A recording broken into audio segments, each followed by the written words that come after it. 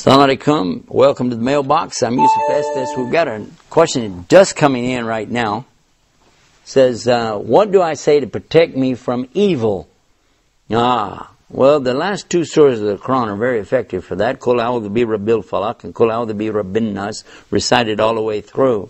If you do this in the morning when you get up and when you go to bed at night, that's good. You can do it also whenever the sun goes down and recite those two surahs. You can throw in another one too in Surah Ikhlas. That would be Surah 112, Surah 113, and Surah 114.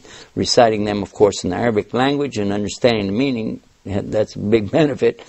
And then, inshallah, Allah will protect you. Another is to recite Ayatul Kursi. This is probably the strongest and the best of all of the verses in the Quran, especially for seeking protection with Allah from any type of evil. That's verse 255 in chapter 2, Surah Baqarah. And we have another question, okay? If God is good and God is love, then where does evil come from? Does it come from the devil? Well, if you said that the evil is coming from the devil, you might be right to an extent, but everything is in Allah's control. If you're asking who created evil, this is another subject. Allah created everything and gave us the option to choose between good and bad. Obviously, He had to create bad, or there'd be no choice, would there?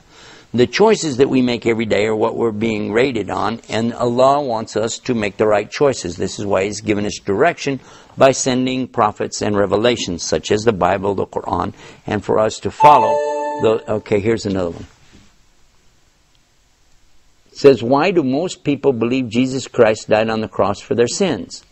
One of the things I will caution you is to remember that a lot of times questions aren't necessarily true questions because they may have a statement that's incorrect. In this case, I want to mention to you that Hindus, Buddhists, Jews, Muslims, Taoists, the Native Americans, Aboriginals of Australia, and millions of atheists and agnostics out there don't accept what you just said. So you said most people, it's not true. Maybe most people in your church, okay, do believe that. Maybe most people on your block or in your neighborhood have this belief, but that doesn't mean that most people in the world do.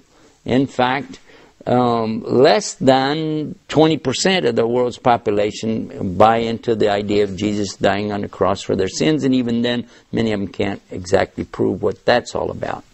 So, and let's straighten questions out before we ask them. And exactly what is it that people believe about these things, you'll get on our website. I want you to visit our site when you get a chance.